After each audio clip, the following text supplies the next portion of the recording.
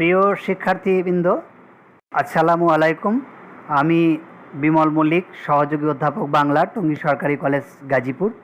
Online শ্রেণী কার্যক্রমে তোমাদের স্বাগত জানাচ্ছি। অনার্স দ্বিতীয় বর্ষের বাংলা কবিতা অংশের পাঠ মেঘনাদ বধ কাব্য। এখানে গত ক্লাসে যে পাঠ সংযোজন করেছিলাম সেটি ছিল মেঘনাদ বধ কাব্যের নায়ক মেঘনাদ নাকি রাবণ। সেই অংশে আমরা রাবণের চরিত্র নিয়ে আলোচনা করেছিলাম। আজকে আমরা আলোচনা করব মেঘনাদের চরিত্র নিয়ে, এবং দুটি চরিত্রই মেঘনাদ বধ কাব্যের গুরুত্বপূর্ণ অংশ, এবং গুরুত্বপূর্ণ বলে আমরা মেঘনাদকেও অনেকে নায়ক বিবেচনা করে থাকি। তো মেঘনাদ আসলে মধুসূদনের মানসপুত্র। কেন মেঘনাদকে নায়ক বলা যাবে না সেটি আমরা পূর্ববর্তী পাঠে আলোচনা করেছি। কেন রাবণকেই নায়ক বলতে হবে সে কথাও বলেছি। তথাপি আজকের আলোচনায় আমরা মেঘনাদ বধ কাব্যে মেঘনাদের যে চরিত্র চিত্রণ করেছেন মাইকেল মধুসূদন দত্ত, সেই নবরূপের চরিত্রায়ন, যেটি বাল্মীকির রামায়ণের মেঘনাদের চরিত্র থেকে কিছুটা ভিন্নধর্মী, কিছুটা ভিন্নতর, সেই কথাই আমরা আজকের আলোচনায় ফুটিয়ে তুলতে চেষ্টা করব। মেঘনাদ মধুসূদনের মানসপুত্র। শুধু তাই নয়, এই চরিত্র তার আত্মার আত্মীয়। আর্য রণশাস্ত্রের পণ্ডিতরা কিভাবে তাকে নিরস্ত্র অবস্থায় খুঁচিয়ে হত্যা করলেন তাই এ কাব্যের প্রধান প্রতিপাদ্য।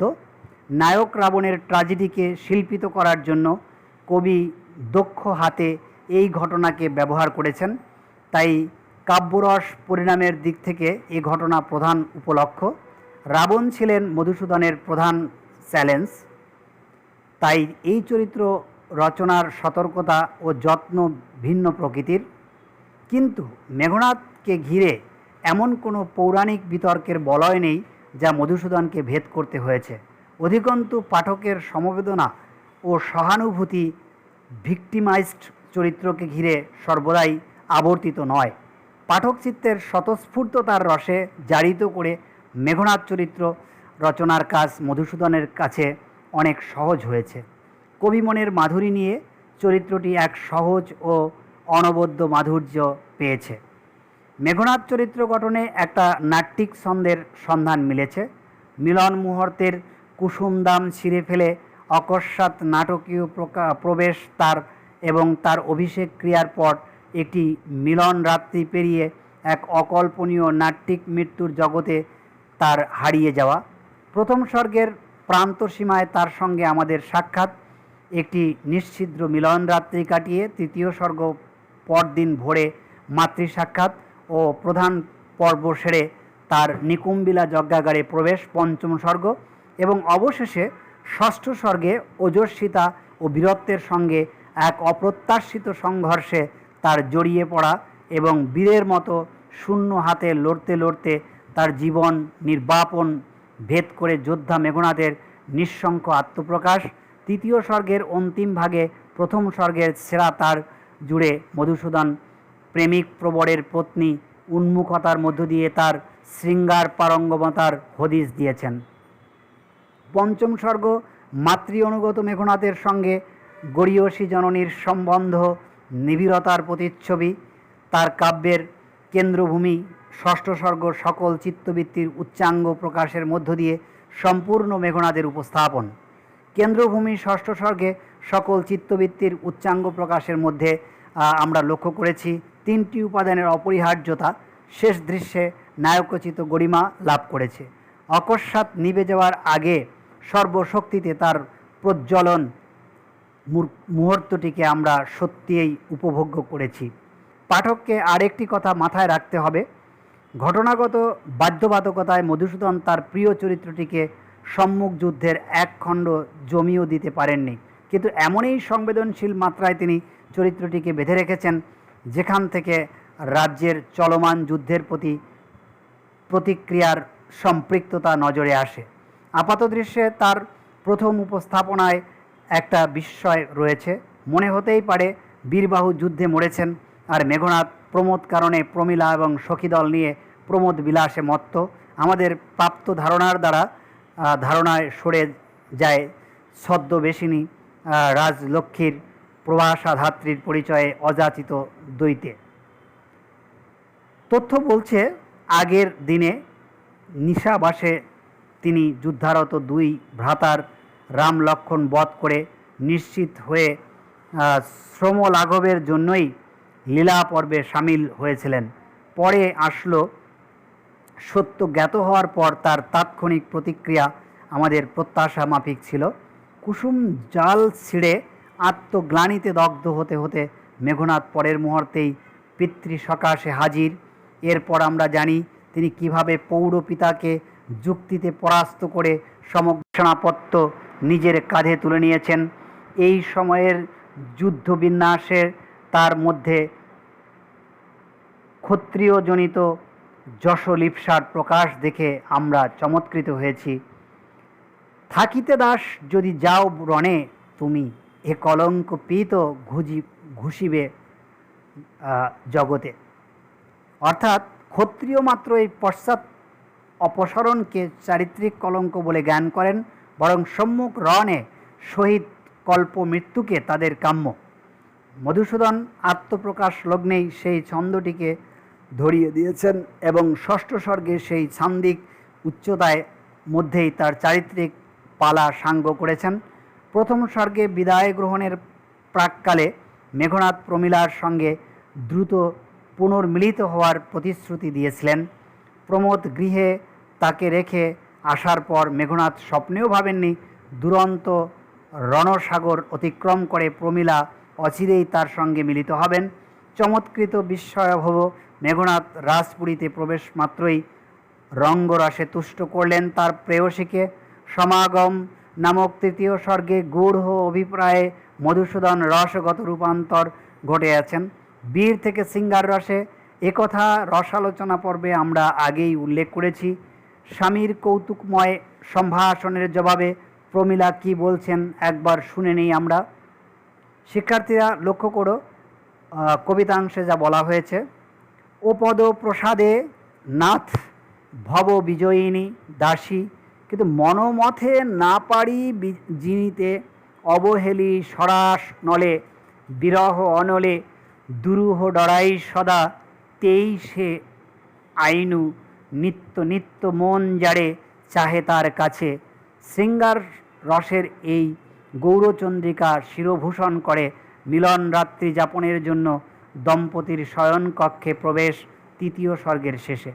এরপর পঞ্চম স্বর্গে শৃঙ্গার রসস্নাত দম্পতির তৃপ্তি ও লাবণ্য ছটার বর্ণনা আছে 32 থেকে 34 স্তবকে। শয়নকক্ষ থেকে নিষ্ক্রান্ত দম্পতি চললেন মাতৃসন্নিধানে। মাতা ও পুত্র পুত্রবধূর সাক্ষাৎকারে উদ্ভাসিত হয়ে উঠল গৃহের সুখময় পরিবেশ। সেই আলো ঠিকরে পড়ল কৃতার্থ মায়ের বাৎসল্যে। মেঘনাদের সফল অন্তর্জীবনের প্রতিফলিত হয়েছে, তাকে সম্পূর্ণতা দিতে হলো। শুধু বহির্রাবণেই যথেষ্ট নয়, অন্তর্গত জীবনের অবস্থাটিও দর্শানো দরকার, একথা কবি বিশেষভাবেই বুঝেছিলেন। এই গুণগত আশ্বাসের জায়গাটি সহজ স্পষ্টতা পেয়েছিল বলেই কেউ কেউ প্রেম ও বাৎসল্য মণ্ডিত মেঘনাদকে রাবণের তুলনায় পূর্ণতর মানব হিসেবে গ্রহণ করেছিলেন। ষষ্ঠ স্বর্গের মেঘনাদ স্বভাব ধর্মের বিচিত্র প্রকাশে অনেক বেশি উজ্জ্বল। অবিচল ভক্তিময়তা, আতিথেয়তাবোধ, সম্ভ্রমপূর্ণ স্বাভাবিক সম্ভাষণ, নীচ ধর্মানুসারীর প্রতি ঘৃণা, স্বদেশিকতা বোধ, গুরুজনের প্রতি বিনয়পূর্ণ আচরণ, অকুতভয় সংগ্রামী স্পৃহা এবং বিরচিত মৃত্যুর বদলে বৈশিষ্ট্যপূর্ণ মৃত্যুবরণের প্রতি বিনয়পূর্ণ আচরণ ইত্যাদি চারিত্রিক গুণবত্তায় মেঘনাদ শেষবারের মতো জ্বলে উঠেছেন। তার চরিত্র সম্পদের কাছে লক্ষণ বিভীষণ যৎপরণ নাস্তি স্নান ম্লান ও নিষ্প্রভ হয়ে গেছেন। লক্ষণ বৈশিষ্ট্যগুলিকে একটু স্পষ্ট করা যাক। ভক্তশ্রেষ্ঠ রাবণের পুত্র মেঘনাদ অচল ভক্তিপরায়ণ। তিনি দৈব বৈশ্বানরের একনিষ্ঠ উপাসক। নিকুম্বিলা যজ্ঞাগারে তার ধ্যান ভঙ্গকালে লক্ষণকে শত্রুধারী অগ্নিদেব ভেবে নিয়ে মেঘনাদকে সম্ভাষণ করেছিলেন, তাতে তার ভক্তি তন্ময়তার প্রমাণ পাওয়া যায়। আরাধ্য দেবতার সঙ্গে গভীর হৃদ্যতায় তার অভিমানসূচক বিস্ময় বিজড়িত বাক্য ভক্তির ছাপ আছে। লক্ষণ মেঘনাদের বিভ্রম দূরীকরণের চেষ্টা করলেও মেঘনাদ দুটি তথ্যকে মেলাতে পারলেন না কিছুতেই। এক শত সহস্র প্রহরীর দৃষ্টি এড়িয়ে লক্ষণ কী প্রকারে যজ্ঞগৃহে প্রবেশ করলেন। দুই, মানুষের বদল ও অদৃশ্য হওয়া ক্ষমতা নেই, তাহলে ভেতর থেকে অর্গলবদ্ধ যজ্ঞগৃহে তার প্রবেশ কী করে সম্ভবপর হলো। অতএব মেঘনাদ বিস্ময়তর তার সঙ্গে অগ্নিদেবকে প্রশ্ন করলেন, এ প্রপঞ্চে তবে কেন বঞ্চাইছ দাসে, কহ তা দাসেরে, সর্বভুক কি কৌতুকে তব কৌতুকী। এরকম নিকট সম্ভাষণ দেখে অবশ্যই ভক্ত হিসাবে তার চরিত্রের মান নির্ণয় সম্ভব। লক্ষণের কঠোর পৌরুষ বাক্যে সচেতন হবার পর মেঘনাদ তার আর কোনো বিহ্বলতার ছায়া পড়তে দেননি তার চরিত্রে। যেমন চরমতম শত্রুকে সামনে পেয়েও মেঘনাদ ভব্য সামাজিকের মতোই তাকে আতিথ্যতার বরণ করতে চাইছেন। লক্ষণের ভাবমূর্তি তখন তার কাছে শূন্য মানে নেমে গিয়েছে, কারণ তারই গৃহে এসে লক্ষণ নিরস্ত্র অবস্থায় তাকে মারতে চাইছে। তবু তাকে মারণাস্ত্রের কথা মনে করিয়ে দিয়ে মেঘনাদের আহ্বান, সংগ্রামের স্বাদ অবশ্য মিটাব, মহা আহবে আমি তব বিরত কি কভু, রণাঙ্গনে ইন্দ্রজিৎ আতিথেয় সেবা, তিষ্ঠি লহ সুরশ্রেষ্ঠ প্রথমে এ ধামে। অনাহুত অবাঞ্ছিত হলেও লক্ষণ রক্ষপুরীতে অতিথি, সুতরাং বংশের খানদানে অনুযায়ী তাকে বরণ করাই মেঘনাদের প্রথম কর্তব্য। অবশ্য একালের মানসিকতা থেকে এর একটা পার্শ্ব ব্যাখ্যাও দাঁড় করানো যেতে পারে। অবশ্য প্রথম ব্যাখ্যাকে স্থানচ্যুত করার মতলব নয়। শুধু হাতে অস্ত্রসজ্জিত যোদ্ধার সঙ্গে লড়াই মূর্খতা, এটা মেঘনাদও বোঝেন। সুতরাং আতিথেয়তার জন্য সময় নিয়ে যদি সংলগ্ন অস্ত্রাগারের দিকে যাওয়া যায় বা নিজের নিরম্ভু একাকিত্বের বেষ্টন থেকে বেরানোর যায়, তারই কূটনৈতিক একটি প্রয়াস চালাচ্ছেন মেঘনাদ। মেঘনাদ তো জানেন না কোনো বাহানাতেই কালক্ষেপ না করার কড়া নির্দেশ রয়েছে লক্ষণের কাছে। দ্বিতীয় ব্যাখ্যার সম্ভাবনা মেনে নিয়েও বলা যায়, হৃদয়ের গভীরতা থেকে উঠে আসা ঘৃণাকেও স্বভাব ধৈর্যে থামিয়ে রেখে সামাজিকতায় লক্ষণকে গ্রহণ করার প্রস্তাবে মহানুভবতা আছে। এরপর শুরু হলো সেই ঘোর সংঘর্ষ। সম্পূর্ণ খোলা হাতে প্রতিরোধে নামতে হলো তাকে। অমিত তেজে সম্মুখ সমরে মেঘনাদের বীর্যবত্তাকে মাপার কোনো সুযোগ না পেয়েও আমরা সৎ যোদ্ধা মহাবলী মেঘনাদের সংরক্ষিত শক্তিমত্তার একটা পরিষ্কার হিসাব পেয়ে যাই। শুধু কোষাকুষির অকস্মাৎ আঘাতে প্রতিপক্ষের মূর্ছা প্রমাণ করে প্রতি যোদ্ধা মেঘনাদের তুলনায় কত হীনবল। এরপরও মেঘনাদ অন্তর দিয়েই অনুভব করেছেন এক মাহাত্ম্য। এই ব্রতচ্যুত তস্করের কাছে রথী প্রথার সমর্থন পাওয়া অসম্ভব। একই পন্থায় সমূহ সর্বনাশ ঘটে যাবে।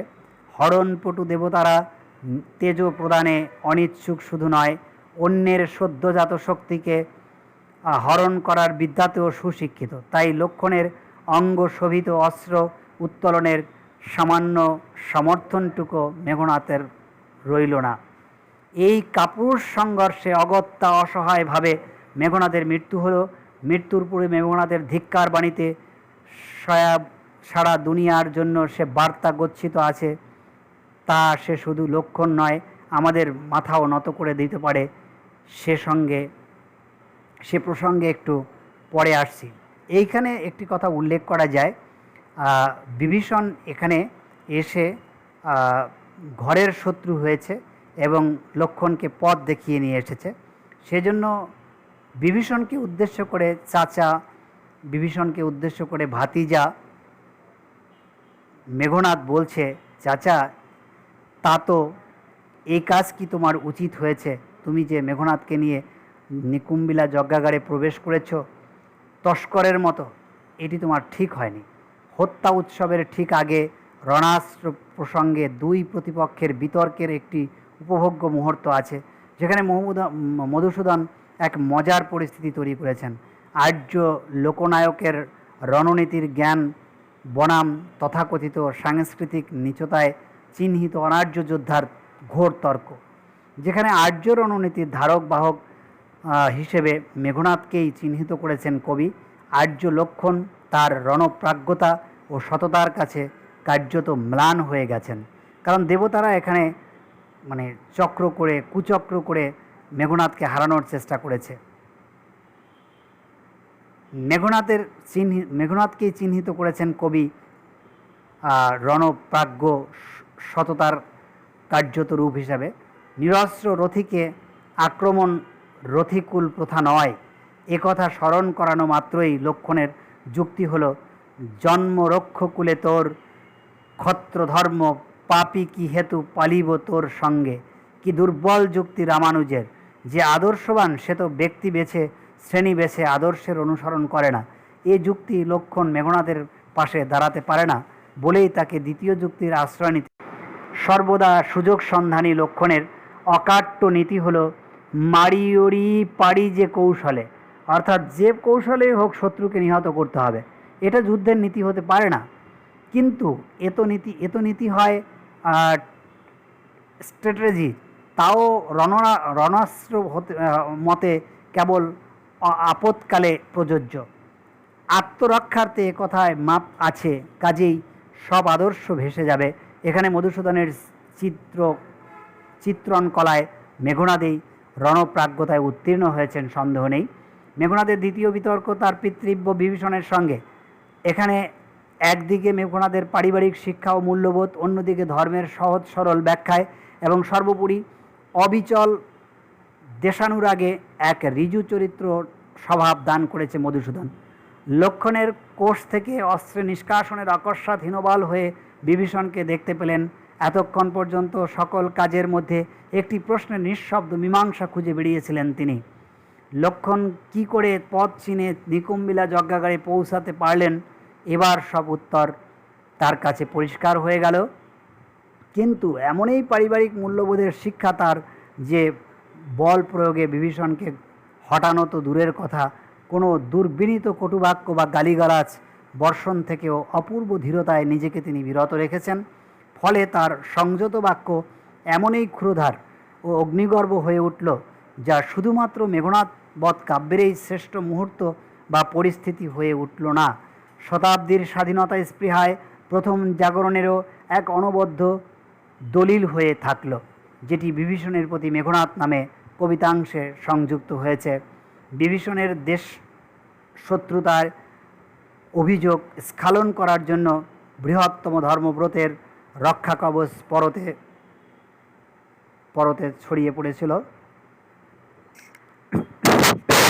কিন্তু তাও মেঘনাদের যুক্তির দাপটে মুহূর্তে ভেসে গিয়েছে। ধর্মপথগামী হে রাক্ষস রাজানুজ বিখ্যাত জগতে, তুমি কোন ধর্মমতে কহ দাসে শুনি। জ্ঞাতিত্ব ভ্রাতৃত্ব জাতি এ সকল দিলা জলাঞ্জলি।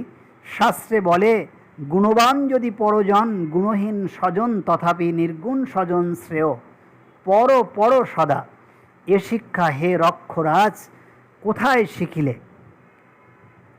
কিন্তু বৃথাগঞ্জি তোমা হেন সহবাসে। হে পিতৃব্য বর্বরতা কেন না শিখিবে। মেঘনাদের বক্তব্যে এক প্রত্যয় মানুষের তেজদীপ্ত কণ্ঠস্বর শুনতে পাই। পাপ সঙ্গ ত্যাগ করে ধর্মের সেবায় কেবল আত্মত্রাণ এ লক্ষ্য নয়। দায়বদ্ধ দেশপ্রেমিকের মতোই মেঘনাদ দেশ ও জাতিকে সমস্ত বিবেচনার ঊর্ধ্বে স্থাপনের জন্য বলেছিলেন। পরাধীনতার জোয়াল কাঁধে ঔপনিবেশিক ভারতের অসার চৈতন্যকে ধাক্কা দেওয়ার এক সুন্দর পথ করে নিয়েছেন মধুসূদন। সনাতন পুরাণ ভাষ্যে এইভাবে নব্যকালীন বাণী যুক্ত হয়ে লোককাব্যের মর্যাদা বাড়ায়। মেঘনাদ চরিত্রে আলোক অভাস শুধু এক চরিত্র নির্মাণের কাজ নয়, এর মধ্য থেকে যুগোপযোগী বক্তব্য নিষ্কাশনই হলো একালের ঐতিহাসিক দায়। মেঘনাদকে সেই ঐতিহাসিক মানদণ্ডের কেন্দ্রে রেখেই আমাদের বিচার করতে হবে। মেঘনাদ বধ দৃশ্য পরিকল্পনার ছিল কবি মধুসূদনের সর্বাধিক টেনশনের স্থল। মহাবলী মেঘনাদের মৃত্যু দৃশ্যের বর্ণনা দিতে গিয়ে মধুসূদন হৃদয় চুরমার করে হয়ে গিয়েছে।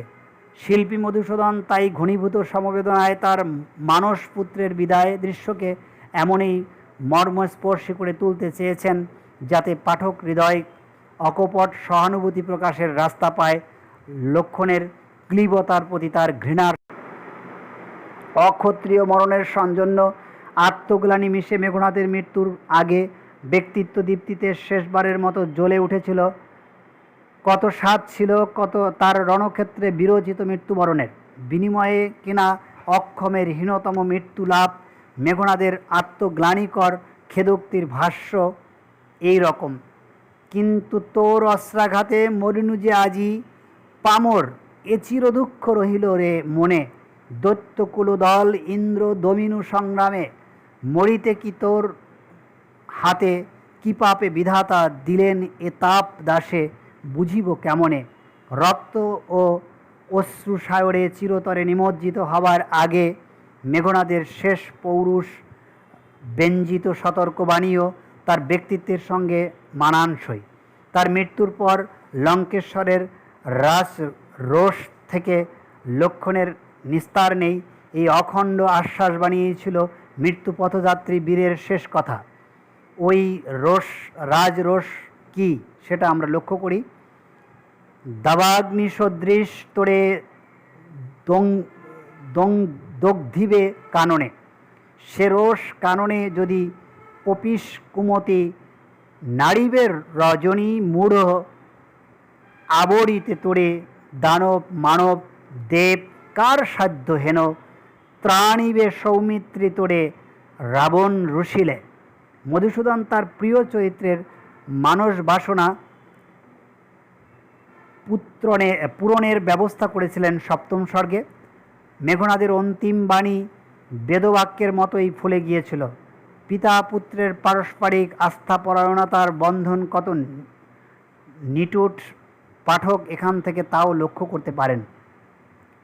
পুত্রের অসহায় মৃত্যু ঘটল লঙ্কেশ্বরের কয়েকশো গজের দূরত্বে। পুত্র কি অমোঘ বার্তা শত্রুকে শুনিয়ে গেল তাও তিনি শুনলেন না। অথচ সপ্তম স্বর্গে তার প্রতি বিধিৎসার আয়োজন যেন পুত্রের অব্যক্ত অভিলাষেরই বাস্তব রূপায়ণ হয়ে গেল। পিতা পুত্রের ব্যক্তিত্বের এই কাঙ্ক্ষিত পরিপূরকতায় আমরা নতুন উৎসাহ পেতে পারি এবং মেঘনাদ বধ কাব্যের চরিত্রায়নে মধুসূদন মেঘনাদ চরিত্রকে নবরূপে নবায়ন করতে চেয়েছেন এবং হয়তো মধুসূদন চেয়েছিলেন মেঘনাদ বধ কাব্যের নায়ক হোক মেঘনাদ, আর সে কারণেই হয়তো তার নামকরণ করেছিলেন মেঘনাদ বধ কাব্য। আর নামকরণের ক্ষেত্রে এই যে বিশাল গুরুত্ব যেটি মাইকেল আরোপ করেছেন মেঘনাদ বধ কাব্যে এই মেঘনাদ চরিত্রে, সে কারণে পাঠক বা অনেক শিক্ষার্থী আজও বলতে চায় বা ভাবতে চায় যে মেঘনাদ বধ কাব্যের নায়ক হয়তো মেঘনাদেই, না হলে কেন নামকরণটি এমন হলো মেঘনাদ বধ কাব্য। সেই কারণে এখনও দ্বিধা দ্বন্দ্ব সংশয় রয়ে যায় আলোচনার প্রেক্ষাপটে যে মেঘনাদ বধ কাব্যের নায়ক মেঘনাদ নাকি রাবণ। সেই প্রশ্নের উত্তর খোঁজার জন্যই আমরা দুটি চরিত্রেরই পরিচয় তোমাদেরকে পুঙ্খানুপুঙ্খভাবে দেওয়ার চেষ্টা করেছি মেঘনাদ বধকে। আশা করি তোমরা এটা বুঝতে পেরেছ মেঘনাদ বধ কাব্যে মেঘনাদের অবস্থান, তার চারিত্রিক বৈশিষ্ট্য কী। ভালো থাকবে সকলে, সুস্থ থাকবে, নিরাপদে থাকবে। ধন্যবাদ।